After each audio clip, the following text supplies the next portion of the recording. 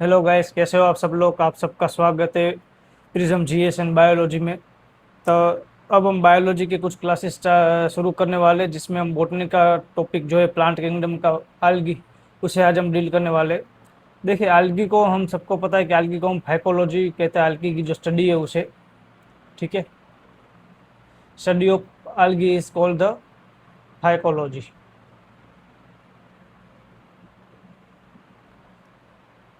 ठीक है, तो आल्गी एक यूकैरियोटिक ऑर्गेनिज्म है। ठीक है, तो उसके बारे में हम डील करेंगे किस तरीके से क्या चीज़ें यहाँ पे चलती है। देखिए, dealing the true algae taxonomic paradigm क्या है कि जो स्लर्स जो क्रिप्टोगेमी है, क्रिप्टोगेमी के अकॉर्डिंग क्या है 1886 में a grouped under thallophyte algae fungi and lichen categorized together purely for lacking vascular differentiation and true root stem and leaves। ये जो है वो पहले की बात है। उसके बाद इवोल्यूशन के साथ algae में कौन कौन सी चीज़ें हुई उसकी हम बात करेंगे मोलिकुलर फाइलोजेनी में।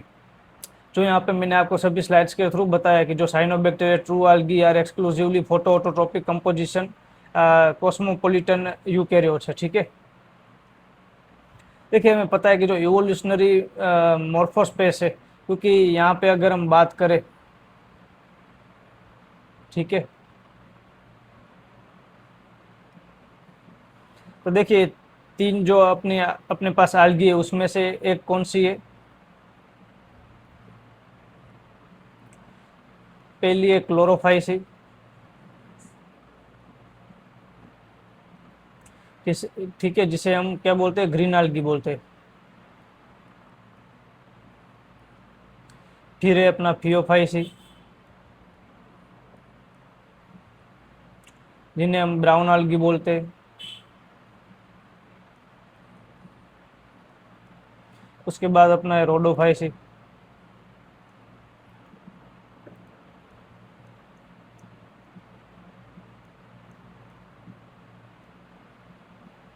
जिन्हें हम रेड आल्गी बोलते हैं। तो इन सब में चीज़ें किस तरीके से चलेगी। देखिए, ऐसा माना जाता है कि जो रोडोफाइसी रेड आल्गी है वो सबसे पुरानी है, ओल्ड है। ठीक है, वो 1.4 बिलियन ईयर्स के बिलियन ईयर्स तो नहीं, माफ़ कीजिएगा, बट ये बहुत पुरानी। उसके बाद अगर हम बात करें तो उसके बाद क्लोरोफाइसी और अभी रिसेंटली फियोफाइसी आई है, जो रोडोफाइसी यानी कि रेड आल्गी से ही वो इवोल्व होके फियोफाइसी यानी कि ब्राउन आल्गी मिली है। ठीक है, अगर और हम थोड़ा इसके बारे में बात करें थोड़े एवोल्यूशनरी जाने से पहले, जो कि मैंने आपको थोड़ा बहुत यहाँ पे जो अपनी स्लाइड है वहाँ पे मैंने बताया है, फिर भी यहाँ पे मैं आपको थोड़ा डिस्कस कर लेता हूँ। देखिए, क्लोरोफाइसी जो अपनी ग्रीन आल्गी है, ठीक है, यहाँ पे मैं जी ए लिख रहा हूँ सिर्फ सिंपल फॉर्म में। तो उसमें एक तो क्लोरोफिल होगा, ए एन बी, और दूसरे जो भी अपने सब्सटेंस होंगे वो यहाँ पे आपको देखने को मिलेंगे। ये कैसी आल्गी है कि जो अपने फ्रेश वाटर में, मराइन यानी कि समुंदर में, वहाँ पे अपने को देखने को मिलती है। इसकी हैबिटेट की अगर हम बात करें, और यहाँ पे अपना यूनिसेल्यूलर से मल्टी सेल्यूलर भी अवेलेबल है। जैसे कि अगर हम एग्जाम्पल की बात करें क्लोरोफाइसी में, तो कौन कौन से एग्जाम्पल है। एक तो क्लेमिडोमोनास, ठीक है, फिर अपनी कौन सी है, अपनी कारा, जो कि एक मल्टी सेल्यूलर है। क्लेमिडोमोनास जो कि, फिर ओलिथ्रोक्स,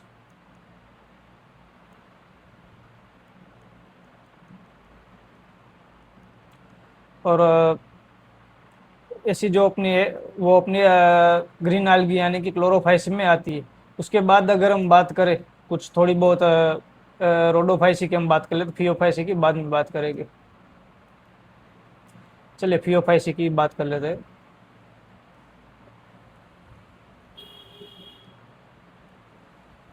ठीक है, जिन्हें हम क्या बोलते हैं, ब्राउन आल्गी बोलते हैं। जनरली ये हमें इसकी हैबिट की अगर हम बात करें, हैबिटेट की, तो ये हमें कोल्ड मरीन यानी कि जो ठंडा समुद्र होगा जिसका टेम्परेचर कम होगा वहाँ पे ये हमें देखने को मिलेगी। ठीक है, फिर अगर हम बात करें उसके, तो यहाँ पे क्लोरोफिल ए होगा और सी होगा, फिर फ्यूकोजेंथिन होगा।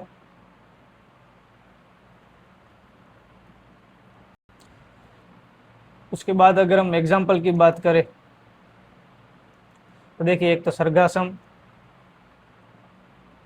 एक लेमिनारिया जैसी आल्गी हमें देखने को मिलती है। उसके बाद अगर हम बात करें रोडोफाइसी की, ठीक है, जिन्हें हम रेड आल्गी बोलते हैं, तो उसकी अगर हम हैबिटेट की बात करें तो वो अपना कहाँ पे मिलती है, एक तो वाम मराइन में देखने को मिलती है, ठीक है। फिर अगर हम उसकी सब्सटेंस की बात करें तो वहाँ पे भी क्लोरोफिल,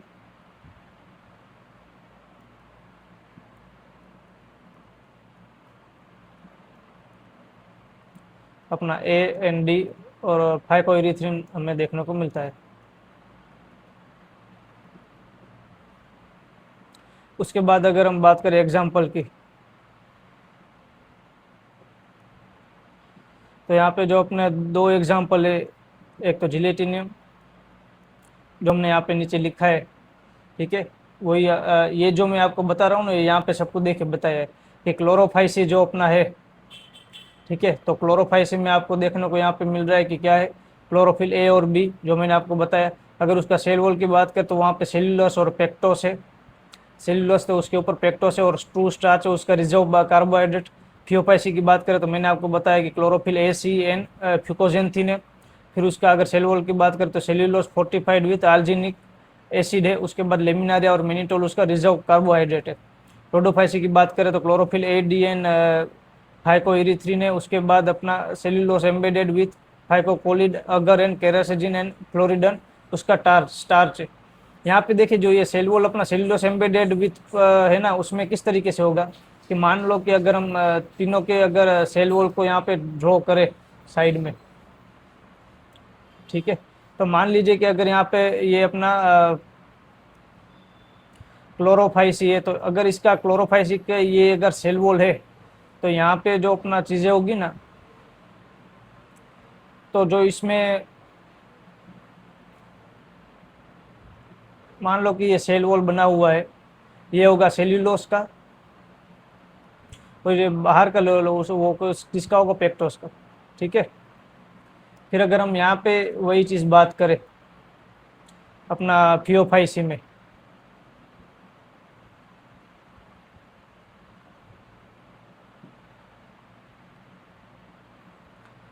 तो यहाँ पर भी वही होगा कि ये जो अपना अंदर का लेयर होगा वो होगा सेल्यूलोस का, और फिर बाहर का लेयर किसका होगा, आल्जिनिक एसिड का, ठीक है, या फिर आल्जिनेट भी हम बोल सकते हैं। और जहाँ तक हम बात करते हैं अब रोडोफाइसी की, जो एम्बेडेड वाली बात है, तो उसमें क्या होगा कि मान लीजिए कि ये जो अपना पूरा ऐसा सेल्यूलोस है, ये अपना सेल्यूलोस ही है, ठीक है।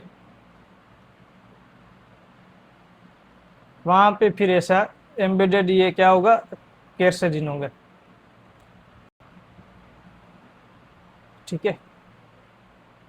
देखिए जैसे यहाँ पे आपको बताया हुआ है क्या, केरेजिनेन, तो यहाँ पे अपना ये जो एम्बेडेड होगा वो एम्बेडेड किसे होगा, केरेजिनेन।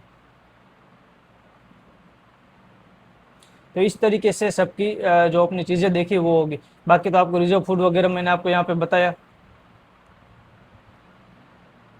ठीक है। उसके बाद अगर हम बात करें यहाँ पे इवोल्यूशनरी मोर्फोस्पेस की, तो देखिए जो इवोल्यूशनरी मोर्फोस्पेस क्या कहता है कि जो अनब्रांच फिलामेंट है फ्री फ्लोटिंग, जैसे कि स्पायरोगायरा हो गया, ओलोथ्रोस हो गया, वो क्या है, पूरी तरीके से अनब्रांच है, जिसका कोई नहीं है। मान लीजिए ऐसे कि ऐसे भी एक ब्रांच है, फिर यहाँ पे एक ब्रांच है, यहाँ पे एक ब्रांच है, ऐसी चीज़ है।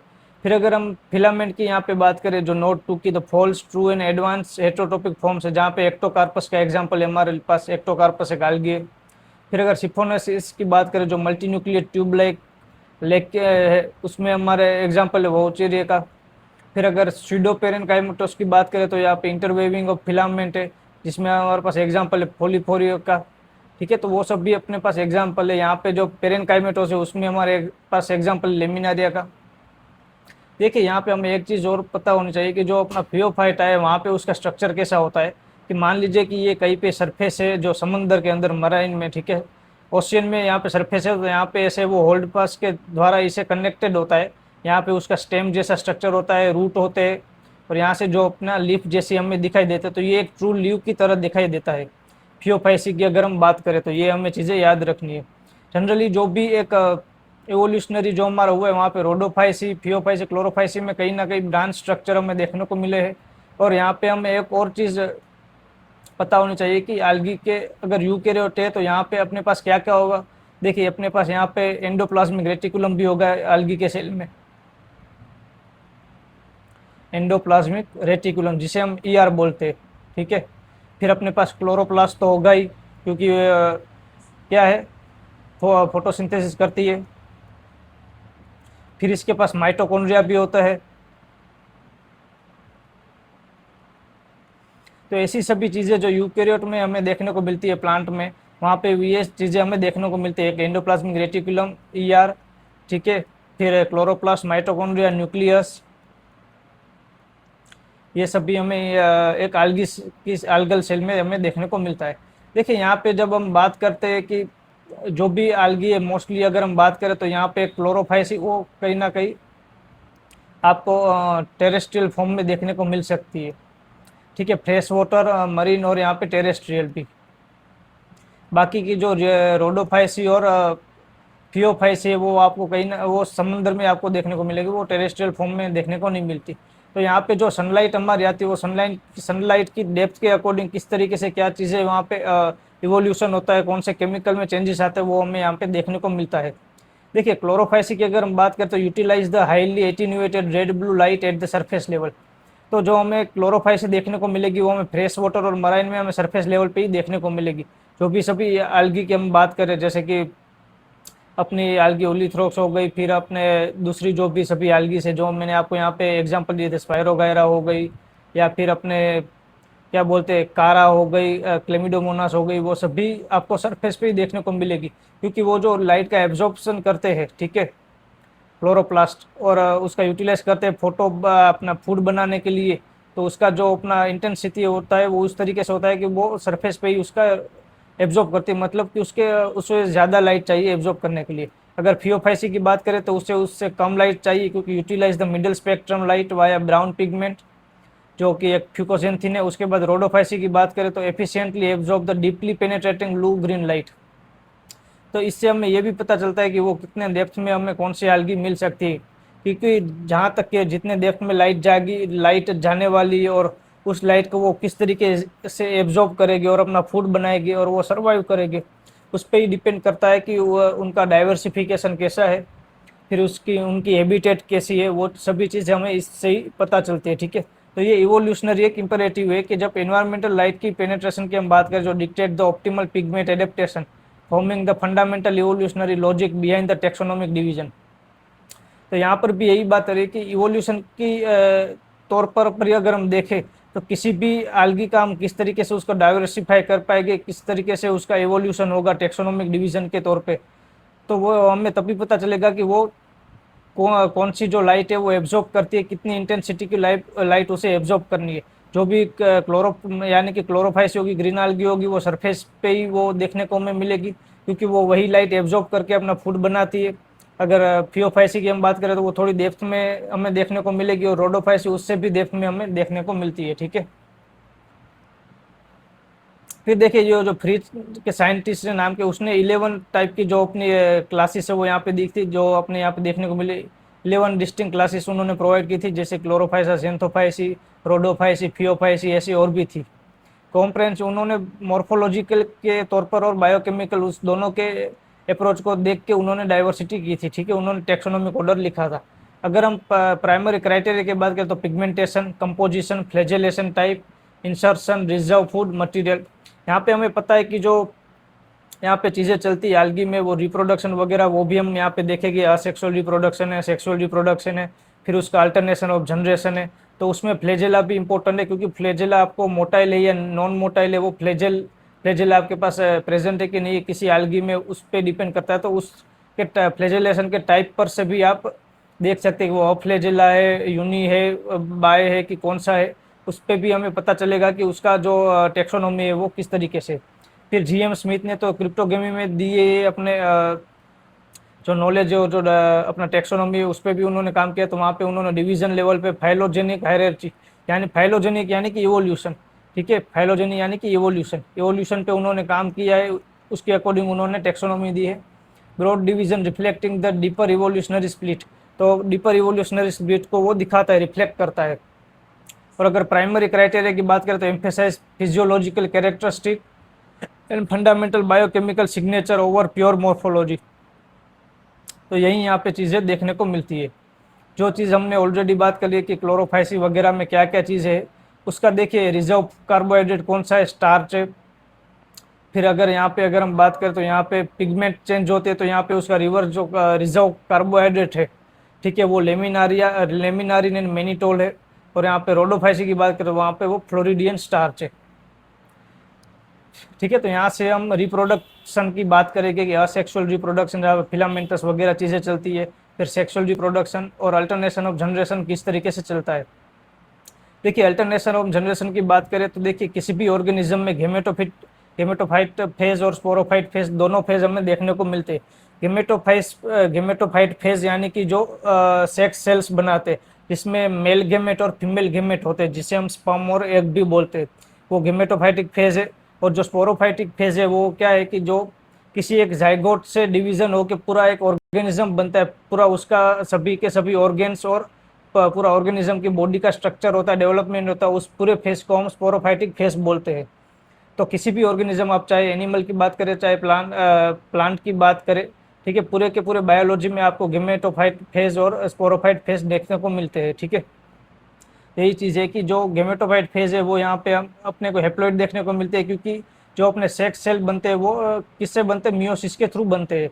और जो अपना स्पोरोफाइट है वो अपने 2n देखने को मिलता है, क्योंकि वहाँ पे वो क्या होते हैं कि जाइगोट से माइटोटिक डिवीजन के बाद बनते हैं, ठीक है।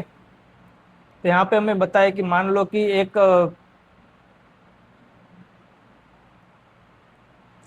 अपना स्पर्म प्लस एग जो जाके मिलता है वो क्या करता है, फर्टिलाइजेशन करके जाइगोट बनाता है। तो ये जाइगोट यहाँ पे 2n है, यहाँ पे एग n और स्पर्म भी एग है। तो ये जो अपना फेज होता है वो पर्टिकुलरली गेमेटोफाइट है, ठीक है। और इस जाइगोट के बाद माइटोटिक डिवीजन होता है, और जो भी ऑर्गेनिज्म बनता है अपना, या फिर जो डिवीजन से चीज़ें चलती है, उस सभी फेज को हम क्या बोलेंगे, स्पोरोफाइटिक फेज बोलेंगे, ठीक है। तो बेसिकली हम देखने को मिलता है, देखिए the haploid generation responsible for producing the gamete via the mitosis, ठीक है। और यहाँ पे स्पोरोफाइट फेज तो 2n the diploid generation resulting from zygote formation responsible for producing spores via meiosis. तो यही यहाँ पे चीज़ है, क्योंकि देखिए यहाँ पे अपना क्या होता है, माफ कीजिएगा, यहाँ पे मियोसिस आएगा, ठीक है। यहाँ पे एक बार मियोसिस होगा, उसके बाद अपनी सभी चीज़ें चलती रहेगी, मियोसिस और माइटोसिस, यहाँ पे रिडक्शनल डिवीजन और अपनी वो चीज़ चलती रहेगी, ठीक है। देखिए यहाँ पे किस तरीके से है कि बायफेजिक वेरिएशन क्या है कि हेप्लोन्टिक और डाइप्लोन्टिक डोमिनेंस की कहाँ पे हम बात करें, प्लॉइडिक्लोक्स की अगर हम बात करें, देखिए क्लेमिडोमोनास है, जहाँ पे क्लेमिडोमोनास में हेप्लोन्टिक लाइफ साइकिल देखने को मिलती है। हेप्लोन्टिक मतलब कि एन, ठीक है, इसको हम क्या बोलते हैं, हेप्लोन्टिक। अगर 2n होगा तो उसे हम क्या बोलेंगे, डाइप्लोन्टिक। तो यहाँ पे अगर n 95% पूरे उसके जो लाइफ स्पेन है उसको कवर करता है तो वो हेप्लोन्टिक है, और सिर्फ 5% यहाँ पे 2n है यानी कि डाइप्लोन्टिक है, तो उस पूरी लाइफ साइकिल को हम हेप्लोन्टिक लाइफ साइकिल देखने बोलेंगे, जो कि हमें क्लेमिडोमोनास में देखने को मिलती है। Vegetative, reproductive and dispersal phases are entirely haploid. जो भी अपना वेजिटेटिव फेस होगा, जो रिप्रोडक्टिव एंड डिस्पर्सल फेस होगा, वो सभी का सभी हेप्लॉइड होगा। And the zygospore 2n is the only diploid cell immediately undergoing meiosis. जो भी डायरेक्ट तो थोड़ा जाइगोस्पोर होकर जाइगोट बन के वो वहाँ पे क्या होगा, मियोसिस करेगा। मियोसिस मतलब रिडक्शनल डिवीजन। अगर यहाँ पे अगर आप 2n का रिडक्शनल डिवीजन करते हो तो वो n में कन्वर्ट हो जाता है, ठीक है, रिडक्शन हो रहा है, दोनों को सेपरेट कर।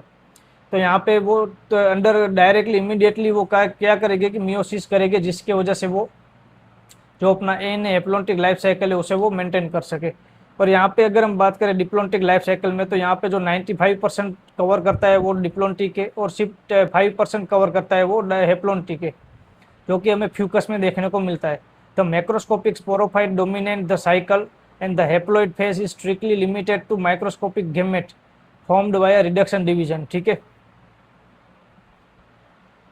तो ये यहाँ पे चीज़ें चलती है। अगर हम आइसोमॉर्फिक और हेट्रोमॉर्फिक की बात करें, आइसो मतलब कि सेम, ठीक है, आइसो मतलब सेम, और हेट्रो मतलब डिफरेंट। तो अगर हम बात करें तो देखिए सेम का मतलब किस तरीके से होगा, आइसोमॉर्फिक लाइफ साइकिल जो कि अपना यूलोथ्रिक्स में हमें देखने को मिलते कि both the haplontic gametophyte and diplontic sporophyte are morphologically identical filament, they can only be distinguished by ploidy level and reproductive organ, ठीक है। और यहाँ पे हेट्रोमॉर्फिक लाइफ साइकिल की किस तरीके से बात कर रहे हैं कि जो एक्टोकार्पस है, तो distinct morphological differences between phases, the haploid gametophyte is a simple filament structure, whereas the diploid sporophyte is a robust extensively branch organism है। यहाँ पर ये क्या कहने की कोशिश कर रहे हैं कि मान लो कि जो अपना क्या था यहाँ पे, एक तो आइसोमॉर्फिक, ठीक है, तो यहाँ पर अगर हम आइसोमॉर्फिक की बात करें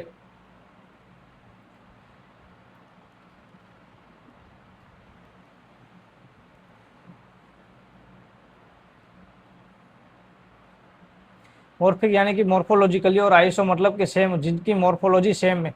तो मान लो कि उसमें कोई गेमेट है जो कि एन है, ठीक है, और दूसरा अपना जो है वो क्या है कि अपना स्पोरोफाइटिक है, ये गेमेटोफाइटिक है, ये स्पोरोफाइटिक है, वो जो 2n है।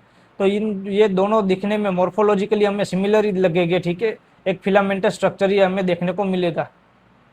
हम इसे किस तरीके से डिस्टिंग्विश कर सकते हैं, हम किस तरीके से इसे डिफरेंस करते हैं, मतलब डिस्टिंग्विश यानी कि इसे हम अलग करके बोल सकते हैं, या फिर अलग तरीके से हम इसे देख सकते हैं। तो एक तो आपको प्लॉइडी लेवल देखना है कि वहाँ पे एन है या फिर 2n, ये प्लॉइडी लेवल आपको एक तो देखना पड़ेगा, और दूसरा उसका रिप्रोडक्टिव ऑर्गन देखना पड़ेगा।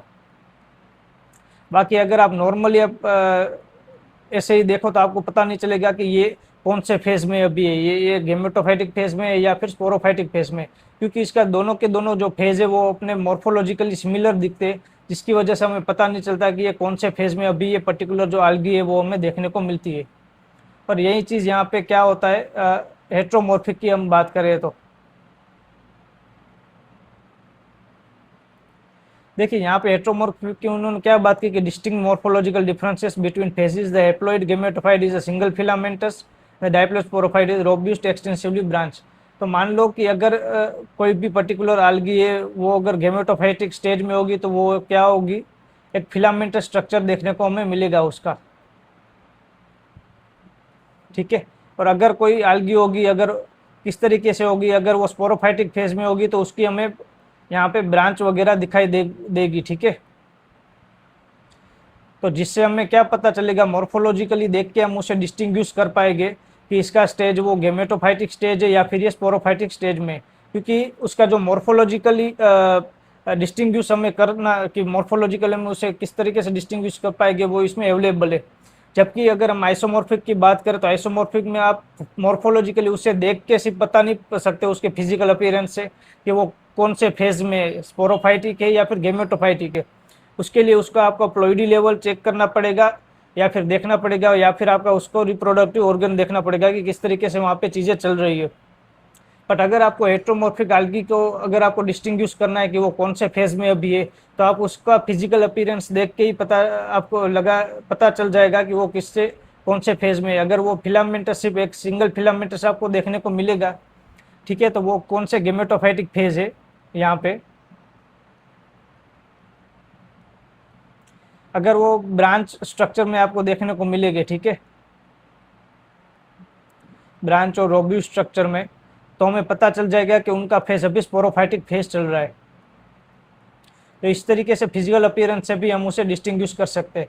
तो जिसकी यहाँ पे हमने बात की, एक तो आइसोमॉर्फिक और एक हेट्रोमॉर्फिक की, ठीक है।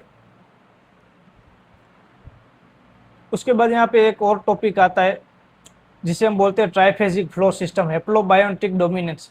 हेप्लोबायोटिक डोमिनेंस का मतलब क्या है कि जहाँ पे हेप्लोइड जो स्ट्रक्चर है वो डोमिनेंट है और डाइप्लॉइड स्ट्रक्चर है वो यहाँ पे रिसेसिव है। रिसेसिव इन द सेंस कि वो थोड़े समय के लिए वो अपना चीज़ें दिखा रही है, बाकी मेजरली आप देखें तो मेजरली हेप्लोटिक स्ट्रक्चर ही आपको देखने को मिलेगा।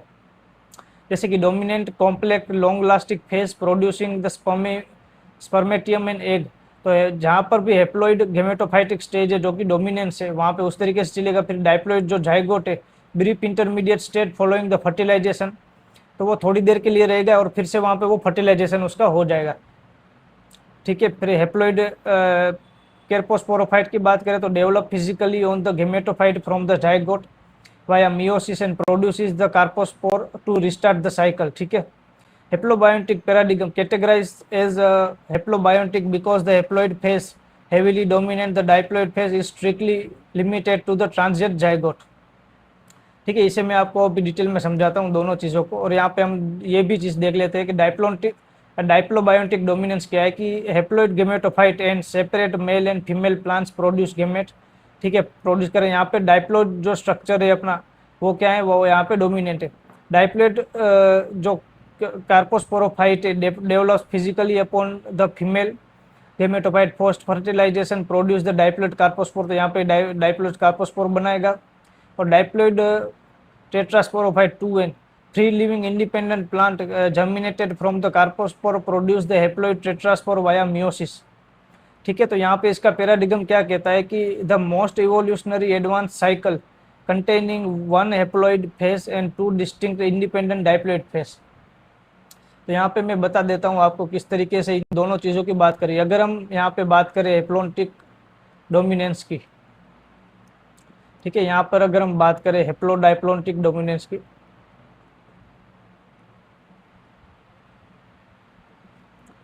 कि जहाँ पे जो अपना डोमिनेंट कौन है, हेप्लोइड यानी कि एन, और एन यानी कि गेमेटोफाइटिक स्टेज।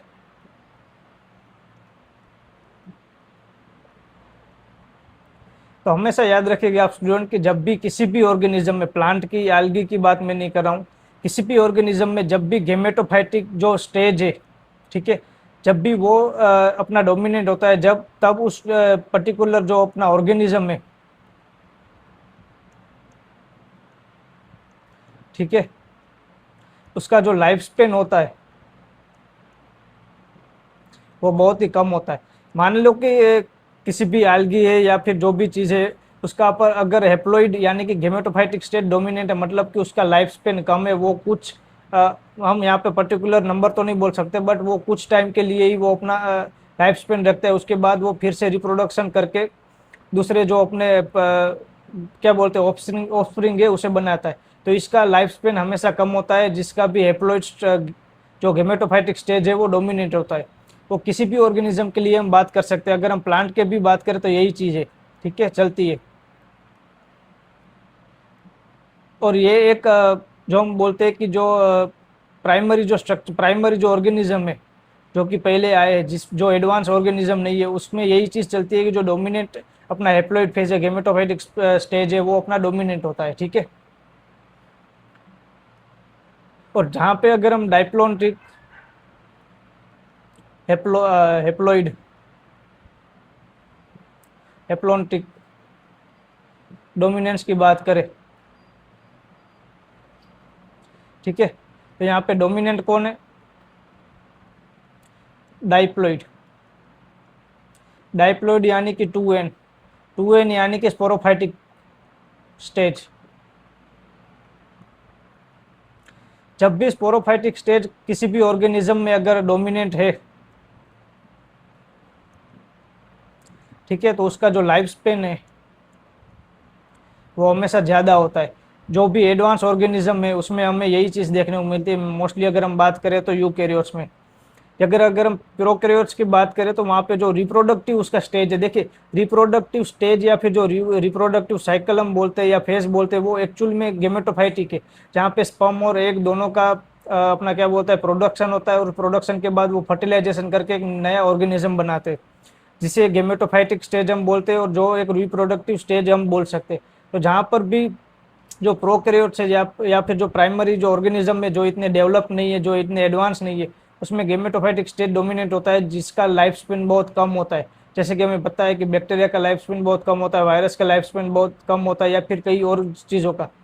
अगर हम यहाँ पे अगर थोड़ी और यहाँ पे डेप्थ में बात करें, तो हम सबको पता है कि अगर हम देखें तो प्लांट में सबसे ज़्यादा लाइफ स्पेन की अगर हम बात करें तो किसका है, वो एंजियोस्पर्म का है। क्यों? क्योंकि अगर हम एंजियोस्पर्म की अल्टरनेशन जनरेशन वाली साइकिल देखें, तो वहाँ पे जो अपना स्पोरोफाइटिक स्टेज है, ठीक है, 2n, वो अपना क्या है, डोमिनेंट है। और स्पोरोफाइटिक स्टेज डोमिनेंट होने का आपको फायदा क्या है कि जो आपका पूरा ऑर्गेनिज्म है, उसमें सभी के सभी ऑर्गेन का जो डेवलपमेंट है, वो एक अच्छे से होता है, ठीक है, उसका डेवलपमेंट अच्छे से होता है, उसका ग्रोथ जो होता है उसमें टाइम लगता है, तो उसका पूरा बॉडी स्ट्रक्चर अच्छे से होता है, उसका ग्रोथ में टाइम लगता है। तो इसकी वजह से जो एंजियोस्पर्म में जो स्पोरोफाइटिक स्टेज, यानी कि मान लो कि कोई सीड है, वो उस सीड से जब पूरा प्लांट बनता है, जहाँ पे रूट, स्टेम, लीफ, फ्लावर वगैरह बनते हैं, तो वो एक सीड से दूसरा सीड बनना, मतलब कि मान लो कि एक सीड से रूट बन गया, ठीक है, उस यहाँ पे मैं आपको और थोड़ा बताता हूँ। अगर आपने मान लो कि एक सीड है, ठीक है, उस सीड से अपना पूरा प्लांट बना, ठीक है, जहाँ पे अपना रूट, स्टेम, ठीक है, लीफ, फ्लावर, फ्रूट वगैरह बना। उस फ्रूट का जो सीड था, या फिर हम बोल सकते हैं कि जो फ्लावर में अपना एंड्रोसियम और गाइनोसियम होते हैं, ठीक है, एंड्रोसियम यहाँ पर मैं ए से डिनोट करता हूँ, गाइनोसियम जी से डिनोट करता हूँ। वो दोनों मेल और फीमेल गेमेट है। तो यहाँ पे फिर गेमेटोफाइटिक स्टेज आप अपन का आता है, जहाँ से पूरा सीड बनता है, ठीक है, सीड यानी कि जायकोट बनता है, जायकोट से यहाँ पे फ्लावर अपना फ्रूट बनता है, फ्रूट से यहाँ पे क्या बनता है, सीड बनता है। तो वो जो पूरा स्टेज होता है वो गेमेटोफाइटिक स्टेज होता है, और सीड से फिर से जो अपना ये रूट वाला चीज़ बनना, उसे हम स्पोरोफाइटिक बनते। तो एक सीड से पूरा ऑर्गेनिज्म बनना, अगर हम प्लांट के कॉन्टेक्स्ट में बात करें, root, stem, leaf, flower, fruit, और उस फ्लावर से फिर रिप्रोडक्शन होकर गेमेटोफाइटिक स्टेज में आना, फिर फ्रूट बनना, उस फ्रूट से सीड का डेवलप होना, और उस सीड जो जब भी सॉइल में जाता है और उससे फिर से कोई प्लांट बनता है, उतना फेज गेमेटोफाइटिक स्टेज है, या फिर गेमेटोफाइटिक फेज है, एन वाला। और जो अपना पूरा प्लांट बनता है वो अपना स्पोरोफाइटिक फेज है। तो हम सबको पता है कि पूरा प्लांट बनने वाला जो स्पोरोफाइटिक फेज है, वही एक लंबा फेज है, एक रिप्रोडक्शन होकर एंड्रोसियम और गाइनोसियम का, और फ्रूट से सीड बनना, वो कोई लंबा स्टेज नहीं होता। तो वहाँ यहाँ पे स्पोरोफाइटिक जो स्टेज है वो डोमिनेंट है। अगर हम ह्यूमन की भी बात करें, तो हम में भी, ह्यूमन में भी जो अपना स्पोरोफाइटिक स्टेज होता है, अगर सिंपल लैंग्वेज में बात करें, यहाँ पे एनिमल फिजियोलॉजी या फिर जूलॉजी का तो मुझे इतना पता नहीं है किस तरीके से वहाँ पे कौन से टर्मिनोलॉजीज यूज़ होती है, बट यहाँ पर भी अगर हम इस कॉन्टेक्स्ट में बात करें, तो जो अपना 2n वाला स्टेज होता है, वही स्टेज अपने अंदर क्या होता है, डोमिनेंट होता है। तभी जो हमारे बॉडी और ऑर्गन का जो भी अपना इतना डेवलपमेंट हो रहा है, वो डेवलपमेंट होता है जो हमारा एडवांस डेवलपमेंट है, या फिर हम एडवांस एनिमल में आते हैं एज ए ह्यूमन, ठीक है, जो होमोसेपियंस सेपियंस अपनी स्पीसीज है वो। तो जब भी कोई भी एनिमल, कोई भी प्लांट, वो अगर एडवांस है, जिसके पास जो मल्टी सेल्युलर है, एडवांस है, उसके पास कई ऑर्गेन्स है, कई डेवलपमेंट है, तो वहाँ पे जो स्पोरोफाइटिक को भी अगर आप टर्मिनोलॉजी को छोड़ दो, तो वहाँ पे जो 2n स्टेज होता है, वही स्टेज डोमिनेंट होता है। बाकी जो n अपना स्टेज होता है, वो अपना क्या होता है, अगर हम नॉर्मल बोले तो रिसेसिव होता है। वो जब भी हमें ज़रूरत पड़ती है, जब भी स्पर्म और एग की ज़रूरत पड़ती है, जब भी रिप्रोडक्शन होता है और नई किसी भी अपने ऑर्गेनिज्म को बनना है, तभी वो चीज़ें काम में आती है, ठीक है।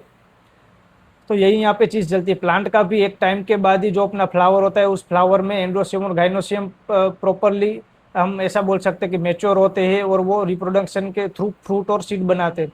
वैसे ही किसी भी एनिमल में भी वो एक एज के बाद ही अपना मैच्योर होते हैं, या फिर अपना ऐसा बोल सकते हैं कि वो कैपेबल होते हैं रिप्रोडक्शन करने के लिए, तब वो रिप्रोडक्शन करते हैं और अपना जो ऑफस्प्रिंग है उसे बनाते हैं। तो जो रिप्रोडक्शन करके ऑफस्प्रिंग का बनना, जायकोट का बनना, वही सिर्फ एक छोटा सा स्टेज होता है, जिसे हम एन वाला स्टेज या फिर गेमेटोफाइटिक स्टेज बोलते हैं, जहाँ पे दो गेमेट मिलते हैं, फर्टिलाइज होते हैं, उससे जायगोट बनता है। बाकी जायगोट से फिर से अगर जो भी पूरा एनिमल या फिर कोई भी एक ऑर्गेनिज्म बन रहा है, तो उसे हम स्पोरोफाइटिक स्टेज बोलेंगे।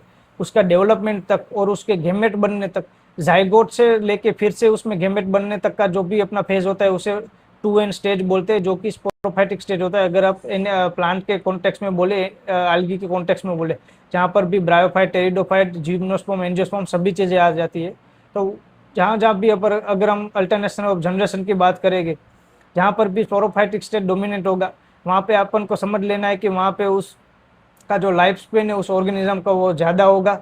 जहाँ पर भी उसका जो गेमेटोफाइटिक स्टेज है अगर वो डोमिनेट हुआ तो वहाँ पे उसका लाइफ स्पेन कम होगा। तो यहाँ पर भी ऐसे ही है कि जैसे ही यहाँ पे इवोल्यूशन होता है, अगर हम आल्गी की बात करें, ठीक है, यहाँ पे अगर हम इवोल्यूशन की बात करें तो यहाँ पर भी ऐसी चीज़ें होती है कि अगर इवोल्यूशन के साथ जब भी चीज़ें चलती है तो वो अपना, मान लो कि ये फ्लैजेलेट यूनिसेल है, मतलब कि एक सेल है, जो कि अपने को बताया कि क्लेविडोमोनास में होता है। तो उससे जहाँ तक इतना इवोल्यूशन होगा, मल्टीसेलुलर बनेगा, तो वो वहाँ पे अपना जो इवोल्यूशन है वो चलता जाएगा। जो गेमेटोफाइटिक स्टेट डोमिनेंट होगा वहाँ से अपना स्पोरोफाइटिक स्टेट डोमिनेंट की तरफ वो वहाँ पे इवोल्व होगा, ठीक है। तो वही चीज़ सभी ऑर्गेनिज्म में चलती रहती है। तो यही यहाँ पर अल्टरनेशन ऑफ जनरेशन की हमने बात की। यहाँ पे कुछ जो हमने डायप्लॉन्टिक और हेप्लॉन्टिक जो डोमिनेंस की बात की उसकी हमने बात कर ली। उसके बाद हम आते हैं एवोल्यूशनरी इम्पेरेटिव और इमर्जिंग सॉल्यूशन में। देखिए आज के टाइम पे algae, fungi, bryophyte, pteridophyte, gymnosperm, angiosperm या किसी भी जो अपना कोरम बोटनी की बात करें, वो सिर्फ हमें स्टडी करने की जरूरत, मतलब स्टडी करके हम नहीं चलेगा, उसका इम्प्लीमेंटेशन कैसा है, उससे हम क्या इम्प्लीमेंट कर सकते हैं अपने जो भी दूसरी फील्ड है वहाँ पे, उसका क्या यूटिलाइजेशन है, वो भी यहाँ पे इम्पोर्टेंट है। तो अब हम उस पर्सपेक्ट से हम आल्गी को देखेंगे कि आल्गी का यूज़ मेडिकल में किस तरीके से हो रहा है, फार्मास्यूटिकल में किस तरीके से होगा, उसके अंदर जो केमिकल डिपोजिशन है या फिर जो भी हमें देखने को मिल, जैसे क्लोरोफिल था, फ्यूकोजेंथिन था, फिर फाइकोइरिथ्रिन था, या फिर जो भी उसका चीज़ें थी उसका किस तरीके से हम यूटिलाइजेशन फार्मास्यूटिकल में, मेडिकल में करेंगे, एडवांस टेक्नोलॉजी में उसका यूटिलाइजेशन करके हम चीज़ें बनाएंगे, उसमें हम अब उसी चीज़ को हम यहाँ पे डील करने वाले। बट उससे पहले एक छोटी सी मतलब एक टॉपिक देख लेते हैं, जो टॉपिक भी हमें उसी का हम बोल सकते हैं, उसका स्टार्टिंग है। देखिए बायोलॉजिकली प्रॉब्लम्स की बात करें तो macroscopic algae face immense physical stress from the wave action, mechanical shear and desiccation during the low tide. जैसे कि हमने देखा कि रोडोफाइसी, क्लोरोफाइसी और फियोफाइसी तीनों की तीनों आल्गी हमें मोस्टली हमने देखा तो मराइन में मराइन यानी कि ओशियन यानी कि समुद्र में देखने को मिलती है। तो हमें पता है कि समुद्र ओशन में वेव्स आती है, तो उससे जो आल्गी होगा, जो उसकी पूरी स्ट्रक्चर होगा, वो स्ट्रक्चर टूट सकता है। वो अगर वो रिजिड होगा तो वहाँ पे टूट सकता है, और टूटने के बाद उसका जो सर्वाइवल है वो मुश्किल हो सकता है, जिसकी वजह से उसमें इवोल्यूशन के टाइम इवोल्यूशन इस तरीके से हुआ कि उसका पूरा जो बॉडी का स्ट्रक्चर है उसमें जिस तरीके का जो भी केमिकल कंपोजिशन है वो इतना फ्लेक्सिबल है कि ऐसी कुछ वेव्स आती है, ऐसा कुछ पानी का चीज़ें आती है, आगे पीछे होती है, तो उसमें वो कोई प्रॉब्लम नहीं होती क्योंकि वो पूरी की तरह फ्लेक्सिबल है। तो फ्लेक्सिबल उन्होंने उसको किसने बनाया, जैसे कि अगर हम थियोफाइसी की बात करें तो जहाँ पे आल्जीनेट ब्लॉक का मतलब चीज़ें हमें देखने को मिलती है, जो भी अपने थियोफाइसी की बात करें जो केक डाउन आल्गी है। और अगर रोडोफाइसी की जो रेड आल्गी उसकी अगर हम बात करें तो वहाँ पे एग्रोस हमें देखने को मिलता है, ठीक है। इवोल्यूशनरी सॉल्यूशन देखिए, cell walls adapt with highly flexible water retention gel forming complex polysaccharide alginate and agar instead of rigid terrestrial lignin।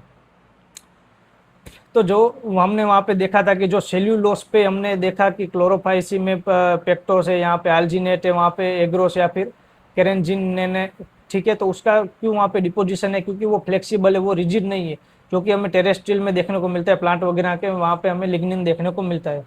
तो ये वाटर को रिटेन करता है, ठीक है, ऐसी जेल का फॉर्म, ऐसी वहाँ पे जेल है कि जो वाटर को भी रिटेन करते हैं और हाईली फ्लेक्सिबल भी है। और इस टर्म को अगर आपको याद हो तो अगर से हमें पता चलता है कि जो अगर जेल की हम बात कर रहे हैं, जो अपना जेल इलेक्ट्रोफोरेसिस में हमें देखने को मिलती है, ठीक है, जो अपने जेल इलेक्ट्रोफोरेसिस जो अपनी टेक्निक है,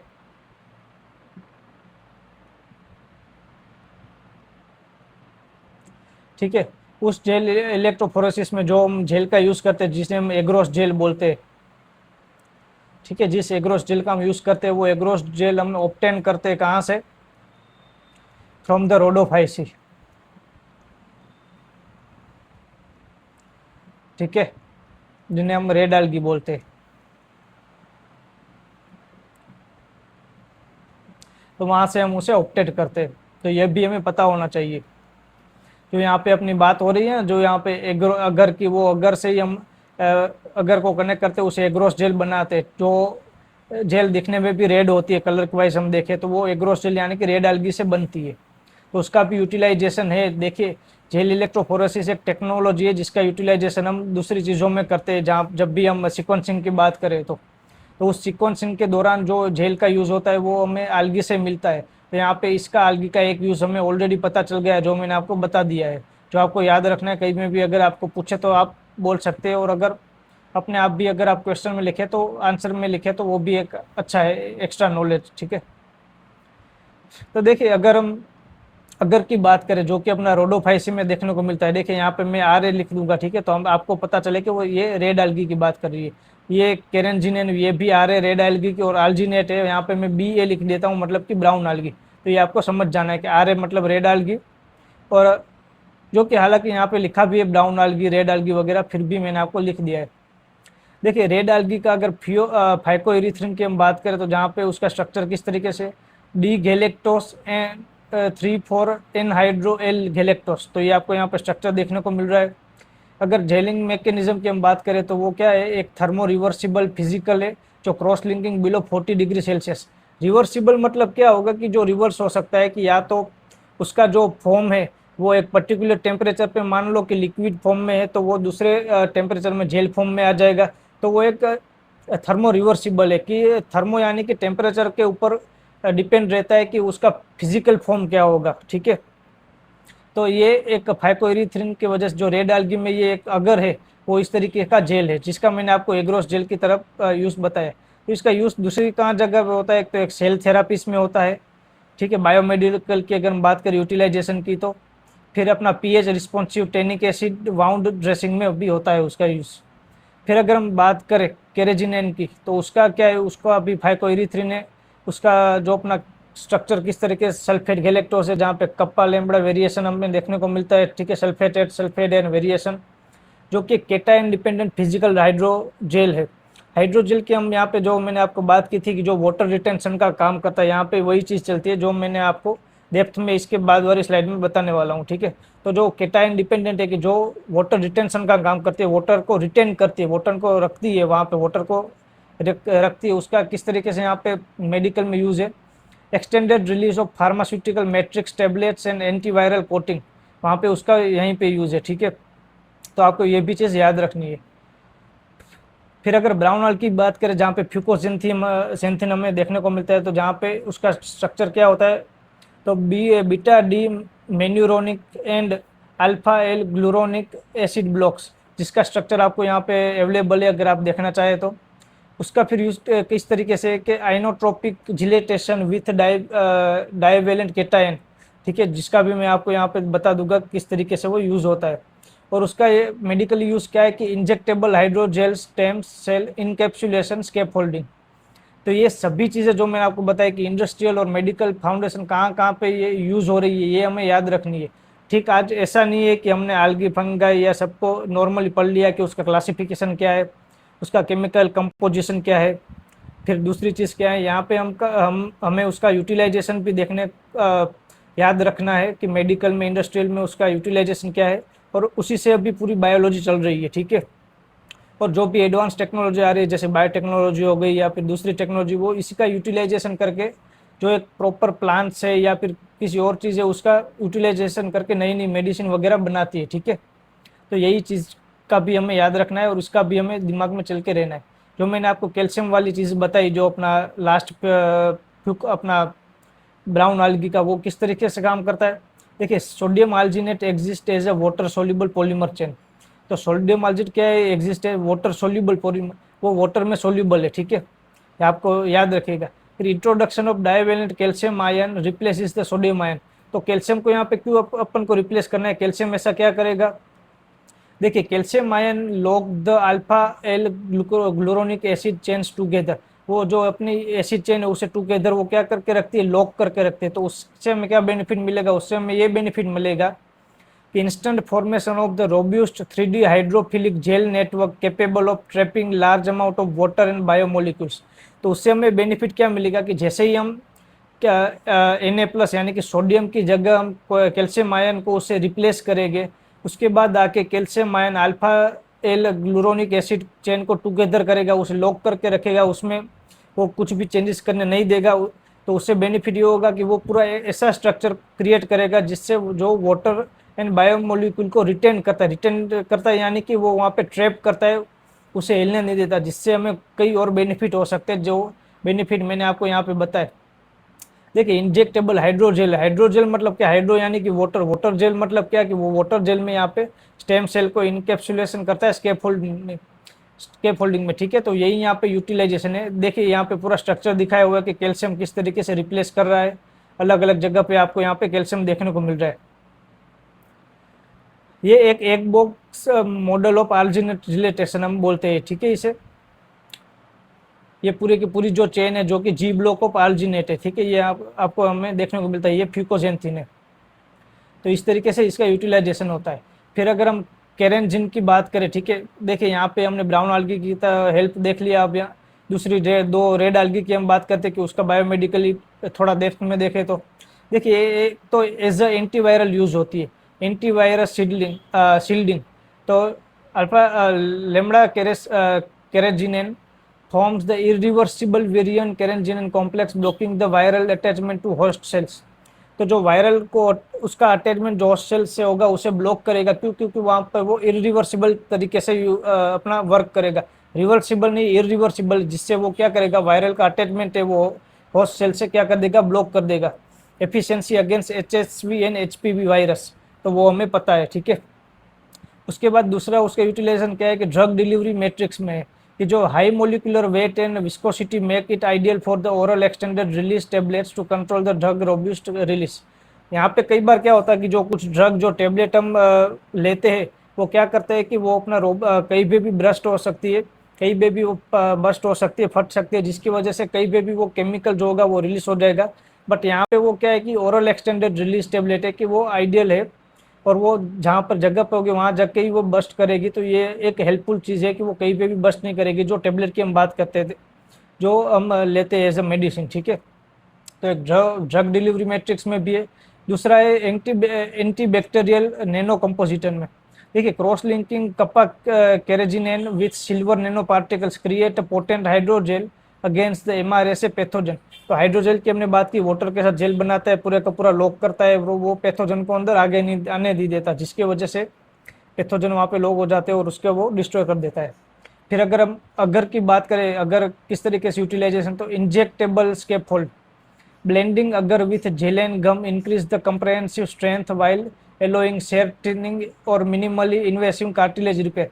तो कार्टिलेज रिपेयर के लिए यहाँ पे आपका अगर का यूटिलाइजेशन होगा, वो आपको इंजेक्ट करेंगे और इंजेक्ट के से वो क्या करेगा, वहाँ पे कार्टिलेज के पास जाएगा, उसे हेल्प करेगा, उसमें वो थिनिंग करेगा और उसे रिपेयर करेगा, ठीक है। उसके बाद अगर पीएच में बात करें तो पीएच रिस्पॉन्सिव ड्रेसिंग क्या है कि carboxylated agarose enables the controlled sustain release of the anti inflammatory tanning acid specifically in acidic bound environment.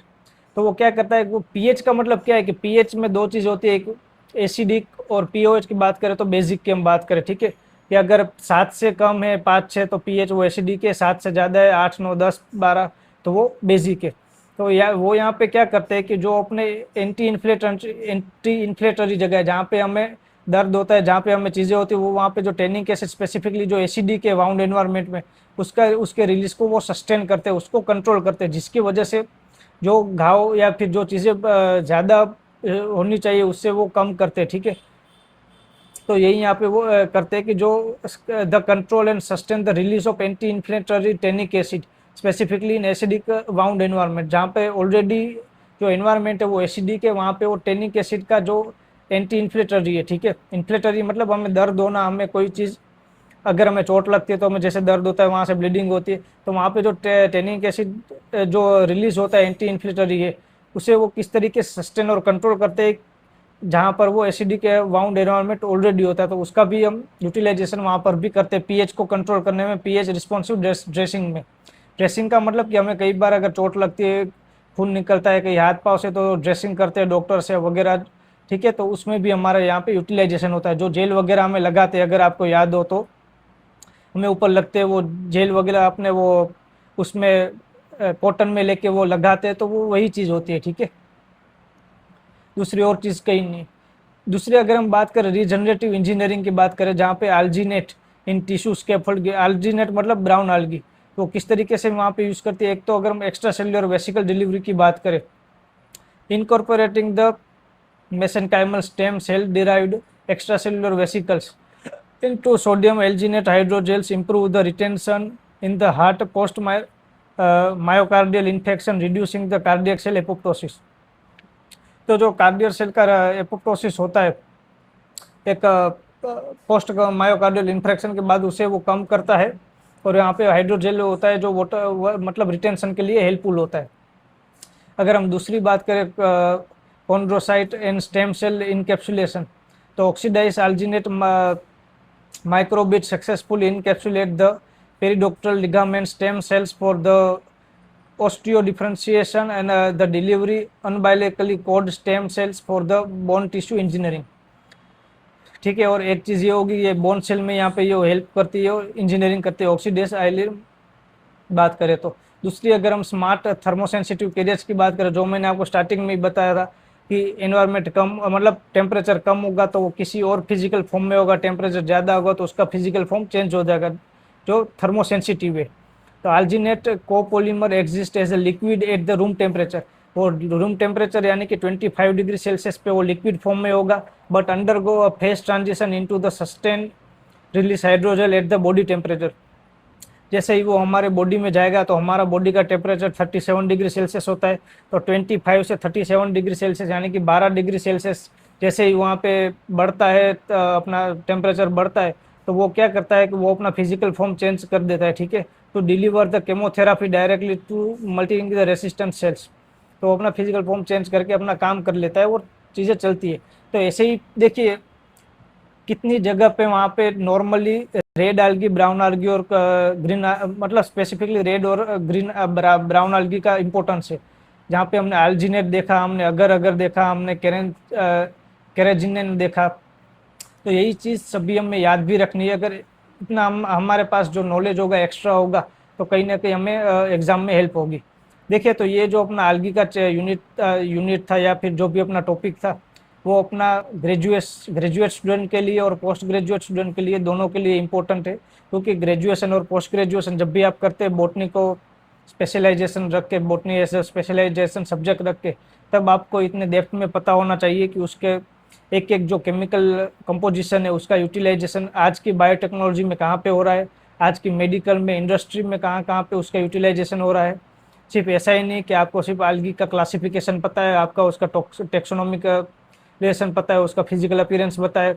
उसके साथ हमने इस पूरे के पूरे लेक्चर में हमने अल्टरनेशन ऑफ जनरेशन भी देखा, रिप्रोडक्शन वाली चीज़ें भी देखी, हमने उसका टेक्सोनॉमिक क्लासिफिकेशन भी देखा, उसका केमिकल कंपोजिशन भी देखा और उसका यूटिलाइजेशन भी देखा कि उसका यूटिलाइजेशन कहाँ पे किस तरीके से इंडस्ट्रियल और मेडिकल फाउंडेशन में है। तो ये सभी चीज़ हमने देखी, ठीक है। तो अपनी जो ये PDF होगी मैं आपको वो प्रोवाइड करवा दूंगा, अपना जो भी चीज़ें यहाँ पे चलेगी वहाँ पे, ठीक है। जो अपनी चीज़ें, अपना नाम जो टेलीग्राम पे हमने बना रखा है प्रिज्म GSN बायोलॉजी नाम से, जो अपने चैनल है टेलीग्राम पे, वहाँ पे मैं आपको ये PDF प्रोवाइड करवा दूंगा। तो इसके आगे और भी जो हमारे दूसरे यूनिट है, जैसे कि अपने बात करते ब्रायोफाइट, टेरिडोफाइट, जिम्नोस्पर्म, एंजियोस्पर्म वाले हो गए, या फिर जो भी बॉटनी के सभी टॉपिक हो गए, कोर टॉपिक हो गए, एडवांस टॉपिक हो गए, उस सभी में हम डिस्कस करेंगे इसे अपने यूट्यूब चैनल पे। तो आप जुड़े रहिए प्रिज्म GSN बायोलॉजी के साथ, ठीक है। तो मिलते हैं हम नेक्स्ट लेक्चर में।